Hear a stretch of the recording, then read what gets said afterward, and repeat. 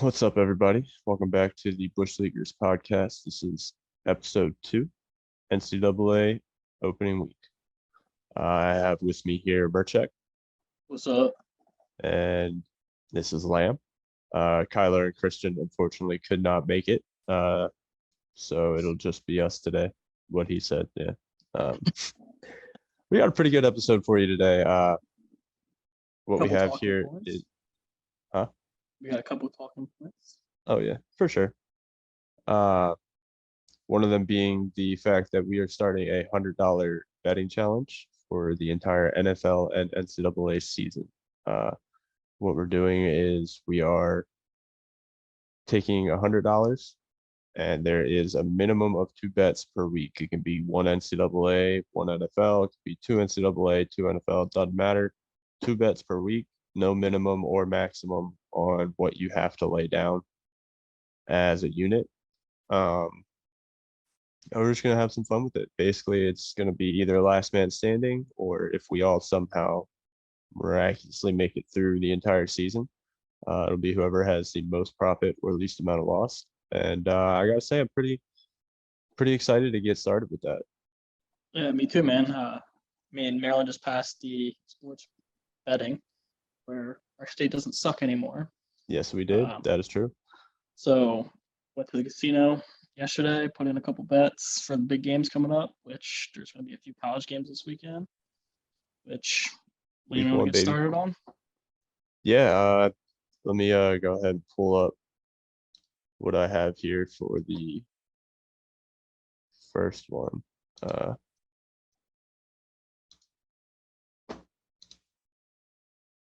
Oh, okay. If you'll just bear with me, I seem to have left the website. Anyway, I was just kind of going to go ahead and start here with this one since it's tomorrow, and it's a pretty big game. It's the first time in, I can't remember how many years, that West Virginia is finally back playing Pitt again. And I think this one's going to be a lot closer than people think. I know you were a little worried about pulling the trigger on WU plus 7.5, but this is basically going to be a home game in Pittsburgh for West Virginia, like Tyler was saying earlier. I saw something, it was like fan forecast. There's supposed to be like 75% West Virginia fans, 25% Pitt fans. So I think that Pitt's going to have a lot tougher of a time. Not to mention the fact that they no longer have Kenny Pickett. And Or I, Addison. that's true. And I don't think that they were the entire offense, but I think that's a big reason of why they were up there last year. And I also think that JT Daniels, I have high hopes for him as a West Virginia fan. And this like plus 7.5 might also be a little bit of bias, but um, I think that he can step in and actually do something with this West Virginia offense. Yeah, I think the only reason that I didn't pull the trigger on West Virginia is 7.5 is, I mean, it's a touchdown. I think it I could be a touchdown game. I think West Virginia could just flat out beat them, or obviously it could be a blowout. We don't really know. Both of these teams are kind of like under the radar teams. Nobody really knows too much about them. There's a lot of moving pieces because hey, it's college football, but yeah, a lot of new faces for both teams, especially at the quarterback role. And honestly, I don't like either quarterbacks, but I think like they're either going to be a boomer or bust for both of them. yeah. And the fact that we also just started the $100 bet, I was kind of like on the fence about, risking a little bit of money out of that already just for one of these games. And I think that there's a couple other games which we'll hit later on. Yeah. But yeah, I think I'm going to, if I had to pick, I think I'm still going to roll with it. I just think I don't the blame you. way that West Virginia's been the past few years with the inconsistency, I could totally see them losing this game and then winning another big game later on. Yeah. I just think, I don't know. I don't blame you for going that way with Pitt because I can totally see it too. And half the reason, like I said, it's kind of biased that I'm leaning plus 7.5 towards West Virginia. But I also think that the fan factor is going to play a difference. And I think that even if we lose, I think it could be by a touchdown. Yeah, Um, 100%. And I mean, the West Virginia fans are wild. Like they tailgate yeah, hard, and from what it seems, they travel pretty well. Like when they played Maryland, I believe that was last year. Uh, uh, two W, 2 years ago, I think. yeah, 2 years ago. I mean, WVU lost, but Yeah, they UMD travel. UMD was packed pretty good with the blue. So yeah, we'll see what happens with that one. Yeah. That's gonna be it's gonna be a fun game to watch tomorrow. I'm so excited to watch it, regardless of if I put down any money on it or not. Yeah. Um, Uh, that staying in Pennsylvania though, I'm not really too enthralled with any of these other Thursday games that we got going on, but this is two semi big teams. I'm not gonna yeah, call them, I actually did. That was actually one of the bets that I placed for this challenge. I did take the Penn State -3.5. Um, I did a little bit of research, and both of these teams last year kind of had the same season. Purdue actually outplayed than I thought they were going to, but Purdue has only beaten Penn State 3 out of the last 15 times. Or no, sorry, Purdue is 3-15 against Penn State the last few times that they played. So I'm just rolling with the odds right there. And then Penn State is returning basically all of their offensive weapons except for Ja Dotson, which is a huge loss. But at the same time, most of their guys are back. Most of the receivers are back, like the number 2 and number 3 receiver are back, the running back's back, and the QB's back. And for a week 1 game, you have the offense that's used to clicking together. It usually turns out pretty well. Yeah. I agree with you here. Anyway, I was leaning Purdue +3.5 at one point. I think I even said that earlier. But I also like to go against the public, and um the public, not agreeing with you on the spread, but here I'm going to take Penn State money line. I'm not entirely sold on the -3.5, just because these two teams are very similar, and they're kind of entering a phase where they're just going to kind of be like mediocre, like average. I don't see either of these teams pushing for big bowl games in the next like 5 years. Um, I could be wrong, but I just don't see it. Yeah, I do think Penn State wins though. And Penn State also, I don't believe he's going to be playing, but they did get a really good freshman. He was a high recruit in Drew Alar, so never know what's going to happen Yeah, with the NIL coming. But I don't know. Penn State could be back to I don't know, winning 8-9 games a year, 10. It's just the Big Ten so difficult. yeah, that's most of the reason why I put them down there is because I just don't see them being better than any of the like top Big Ten teams. So it's just difficult for them to get anywhere other than like not one of the major bowl games, because they're not going to win the Big Ten. They're not going Yeah, to, they're not going to get an automatic bid. Uh, they'll be all right, but I just don't see them playing in any major bowl games, being any contenders for the playoffs. I don't know, but I'm not knocking them down at all. I still think they're a good team. I just don't see them being a great team anytime soon. I agree. And it's for that reason that I going with the under 53.5.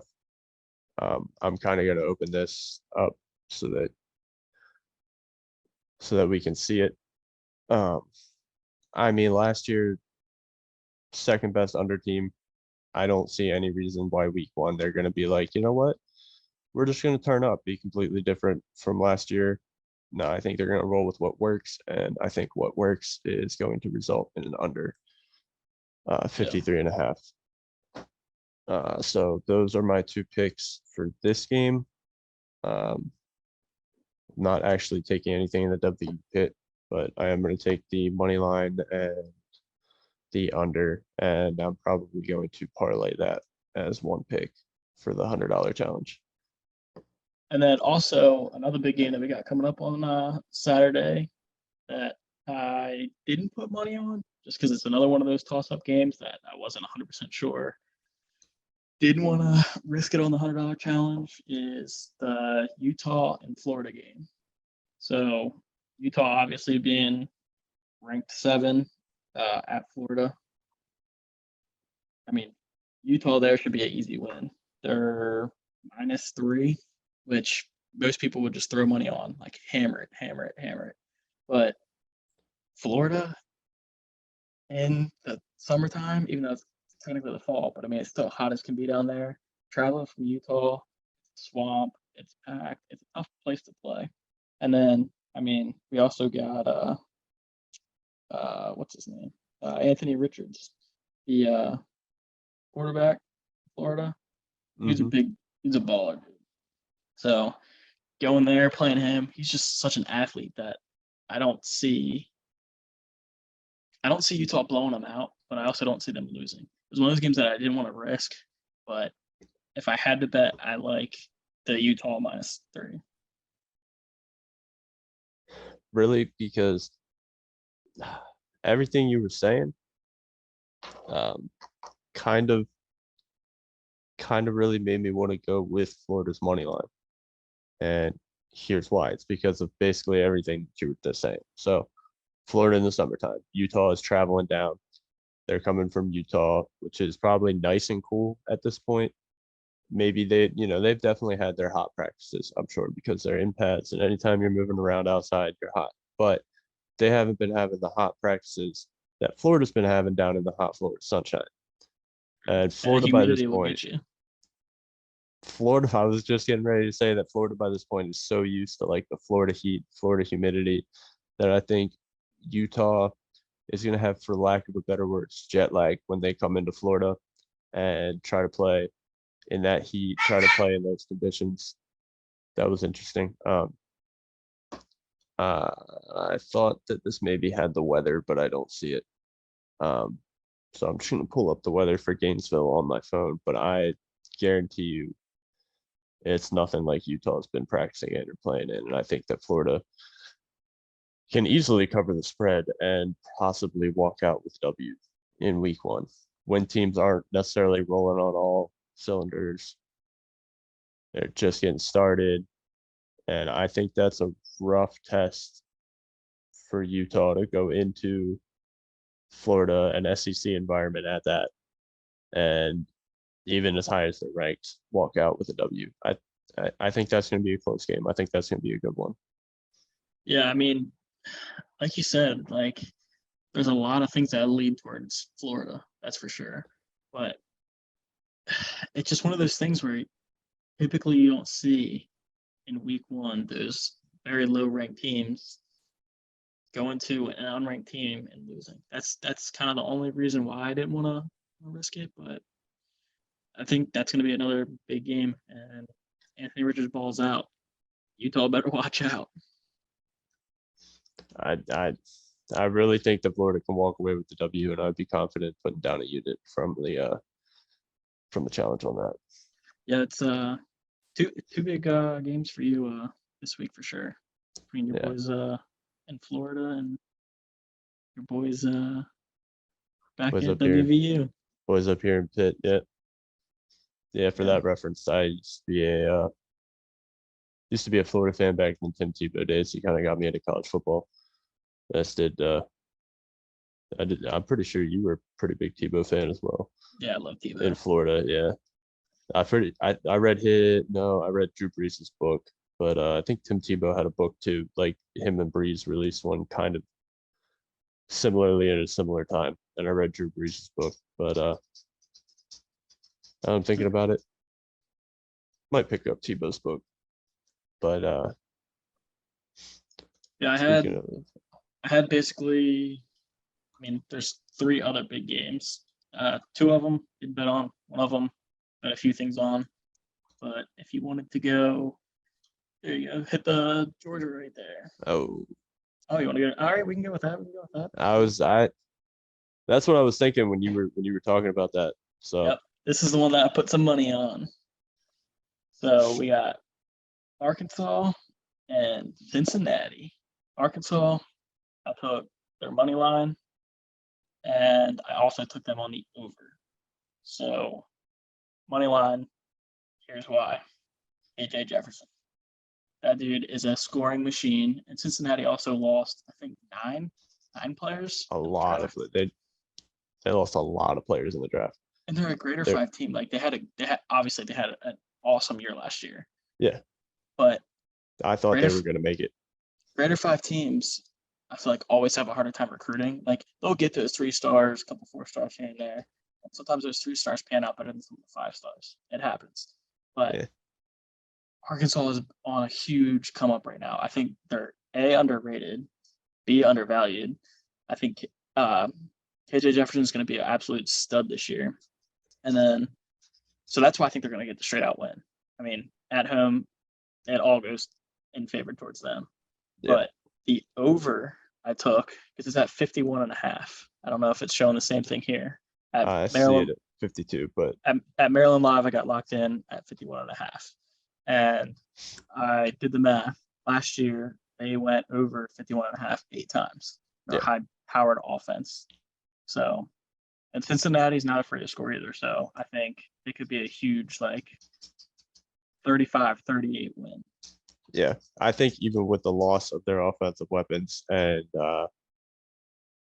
whatnot, I think that their system that they have, I can still score a lot of points even against a tough SEC opponent here. So I also like the over in this. I'm not going to throw it in my challenge, but I like the over in this as well. I also Arkansas just tends to score a lot of points in general, so it wouldn't take much from Cincinnati to catch it.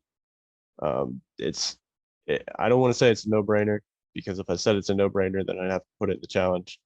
But this is one that can make some people some money for sure. Yep. Speaking of making money, I do have it's not one that I've advertised to the group yet, because it was going to be my big unveiling in the podcast. Speaking of making some people some money. Okay. Well, I forget what you put down on this game, but I've been thinking about this, and I've been thinking about this, and I'm gonna really lay some juice on Oregon plus 17. And here's why. So yes, Georgia's at home. Yes, Georgia is the defending national champion, but these are 2 Power 5 schools, and these are 2 offenses that can generate some points. However, these are also 2 defenses that can stop some points. So I think for that reason, Oregon keeps it close. I think Oregon can play big in key situations, and I know that that's probably a unpopular opinion, but I think that Oregon is on the verge of coming back into relevance. Not that they were ever like totally irrelevant, but they had the Marcus Mariota days where they were just in conversation all the time. Every Saturday morning, you'd hear about them on College Game Day, and they kind of faded away for a little bit. But I think that they're coming back. I think that Oregon is going to show a lot of people that week 1, and I think the Bulldogs are going to kind of be on a little bit of a hangover. I still think that they win, but I think they're going to be on a little bit of a hangover. I don't think that they can cover 17-point spread. Yeah, so this was one of the games that I didn't want to touch. 17 points scares me. It's a lot of points. Mm-hmm. But at the same time, it's Georgia. Like, Georgia's known to have a defense. They still got Stenson back. And I'm a huge believer for, like I said earlier, week 1, you have a returning quarterback. Like, I think that is huge. That's key. That's a person that knows the offense. But 17 points at the same time, I kind of like it. And I like Oregon. I want to root for Oregon. I want the 17 points. But they also have Bo Nix at quarterback. Like, he's used to playing the SEC defense, which is nice. It's a plus. But at the same time, we kind of saw what he was like in the SEC. he was nothing special. He was phenomenal his like freshman year. Everybody thought he was going to be a Heisman winner, this and that, and dude's just totally busted. So that's why I didn't want to touch it. Yeah, I mean, I can agree with that, but I lean towards the side of he's seen an SEC defense before, and I do this with like all of everybody. But he's seen an SEC defense before, right? So he's going to kind of know what to look for. He's seen Georgia's defense before specifically, and I just think that Oregon keeps it close and surprises a lot of people here. I don't think that they win, but I think that they keep it close within at least 10 points. Yeah, I think if you want to put money down on it, you just go Georgia money line. I think most people Yeah, expect you Georgia to win, but definitely have to parlay it with something because those odds are yeah, tremendously. you're either gonna have to parlay it with it or put down a bunch of money. Yeah, but I do have a pick that they could parlay it with. If you want to bear with me here for a second while I scroll back through the odds to get to it.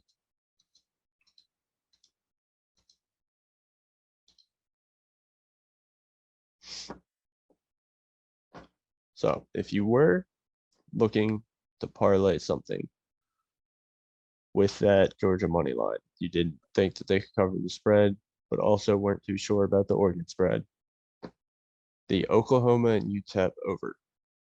Now, Oklahoma, I've watched a lot of Big 12 football. I know what Oklahoma can do. Oklahoma can score some points. Oklahoma is going to score some points. Doesn't matter who they have a quarterback. I don't care that they lost Lincoln Riley. It's Oklahoma and Big 12 football, and it's a home opener. And it just doesn't matter. They're going to put up points. UTEP, surprisingly, for one of the lesser known teams, I've watched them probably more often just because I like their colors and I like their uniform. And so sometimes when they're on, I throw them on and I root for them. But they can also score some points. Now it's going to be tougher for them to score some points here because of everything that I just listed for Oklahoma's reasons to score points. They're going to be in Oklahoma. It's going to be a Big 12 defense that they're going up against. And it's going to be a lot tougher for their offense to put up points. But they can still find ways to score, and they'll probably find ways to score later in the game to hit a little bit of a backdoor cover on an over, which I know is more for spreads, but I think that they could also backdoor the spread, but I'm not as confident that's a lot of points. So if you're looking for a parlay with that Georgia money line, this is the one to do it with, the Oklahoma UTEP over 57. Yeah, and then I think really the last big game that we got is number 5 Notre Dame at number 2 Ohio State. That I stayed away from completely, but it's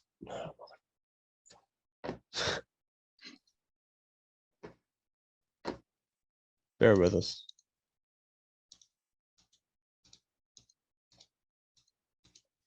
It's gonna be all the way back up by yeah, with the Notre Dame UTEP. Ohio State game, I was gonna put money on it. Just money line on Ohio State. I don't like giving up 17 points. Like, I just don't like doing it. It's a lot of points to come back from. I think Ohio State will do it, but I just didn't want to touch it. Yeah. If I wasn't doing the challenge, I would probably do it just because I think Ohio State will blow them out. I just don't think Notre Dame is as good as they're ranked, which seems to be proven every single year. And I will say, Ohio State is bringing back the 3-headed monster. CJ Stroud, Henderson, and then they also got Marvin Harrison Jr., Julian Fleming, and Jackson Smith and Jigba, or however the hell you say it. I know who you're talking about. Also don't know how to say it.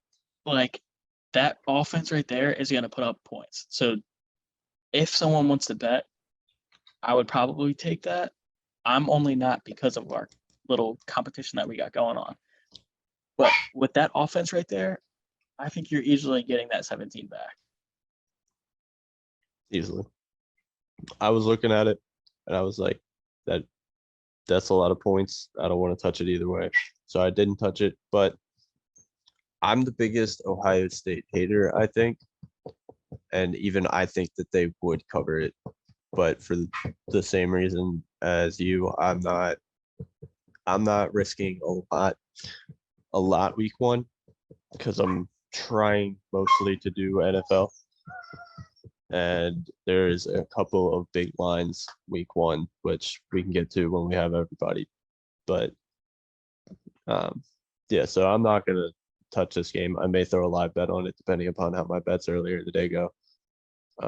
Lucky for you, you can do that. But Yeah, I gotta I do know. all my Yeah, stuff at the sports book. I mean, just like it. I don't know what you're doing Saturday at 7, but you go up there. I will not be in town. But But anyways, for I guess the last little bit of the segment, I'll just let you know what my last few picks were. yeah, I'm interested because I forget, quite honestly. So the one that I'm the most worried about, but I still think it'll hit, is I took the Maryland Buffalo over. It's 65.5, which is a ton. It's a lot But of money, not money, points. In 2021, Maryland had 4 games over that, and they had 4 games at 59. And their offense already got upgraded with Copeland, the receiver that they got out of Florida. Mhm. So all 3 of their receivers are going to be healthy. The tight end's healthy. Julia's healthy. So I think they go out there. I think they drop in the 50s themselves. Because Maryland's one of those teams that's kind of a borderline, and they got some groups. So they go out there, they sling the ball around, they put up a bunch of points, just like they did the last 2 years, basically. And then Buffalo isn't really a joke either. Like Buffalo's Yeah, okay. They're an okay team. Like they're gonna put up a few points as well. I think they're gonna get smoked, but I think that they can score 14, 17, maybe 21 points. So I could totally see Maryland putting up 40, 50. Don't think they'll put up 60 themselves, but I think I definitely hit the over on that. yeah, I think that was one of your picks that I liked, but I'm not gonna place myself. But I definitely like that one. I think you're going somewhere with that one. And then the last one that I have is LSU money line. I think it's probably one of the easier, safer picks. They're playing Florida State. I believe it's at home. Could be wrong. It's in Baton Rouge. Yeah, and It's a Sunday night game, I'm pretty sure, because the yes, NCAA always does one Sunday night game the week before the NFL starts. I'm pretty sure. yeah. So LSU had a really bad year last year. Like it was a totally off year, but it's Yeah, LSU. They're going to bounce back. They also, I believe, um, who's the new head coach there? It's Brian Kelly. yeah. So I don't know why I couldn't coach, think of his name either.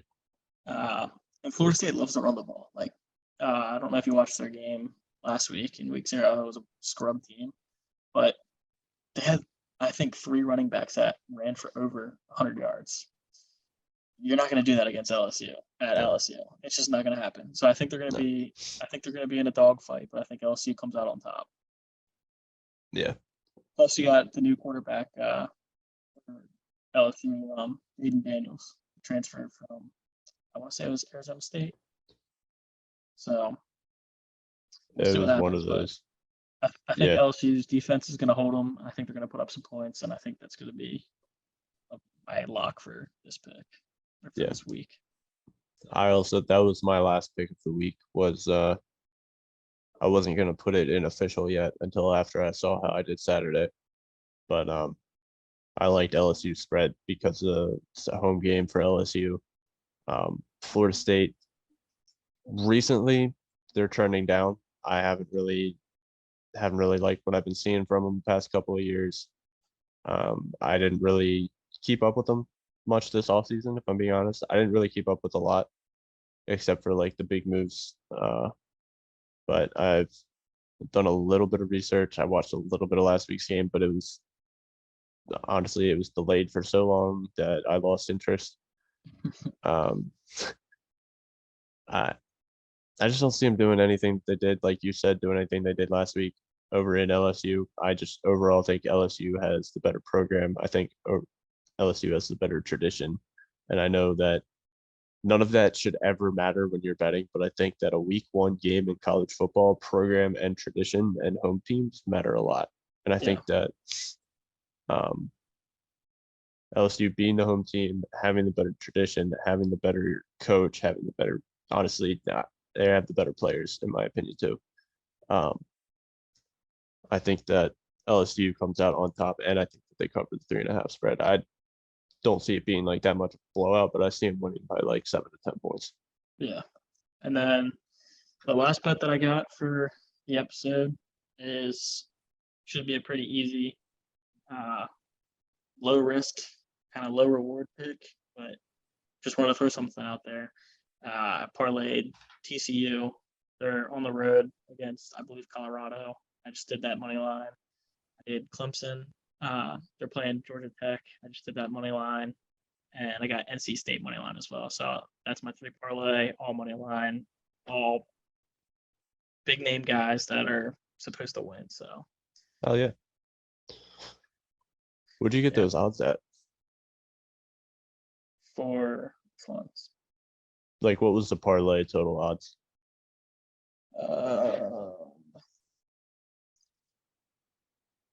So it doesn't give me the total on the ticket, which kind of sucks. Oh. But TCU was minus 500, NC State was minus 430, and Clemson was minus 1700. So it's nothing special. It's nothing It's spectacular, definitely not. Yeah. but it's something that should No. happen, and I should get a little bit of cash for it that I can put back into my pocket. Yeah. So, I think, yeah. I was just curious to see what the actual total odds for. I forgot that they didn't give you that on the ticket. I should have remembered that because I made a parlay there last week. yeah, But yeah, that's basically what I got for this week, man. no, I like it for sure. I think that we've got some pretty interesting stuff to watch out for this weekend. Some pretty good games to watch, some money to be made, and I'm excited to see how this challenge goes, and I'm excited for the NCAA season for sure. I wish we could have Me gotten too. these two goons on here to hear their picks and see what we were up against. But to be fair, to be fair to Kyler, at least I don't know what homie over to, that side's doing, but I did say that I probably wouldn't be able to do tonight last week, so It happens. that's fair. Yeah, but regardless of who's here, regardless of who's not, there's football to be played, money to be made. So I like that. I like that. thank you. All right. Well, I guess All right. this is it for episode 2. I want to Yep. say, let's go Rebs and go Pack go. Hey, let's go O's too. I have some content coming out for that. Look out for it. And happy football. Have a good one, guys. Deuces.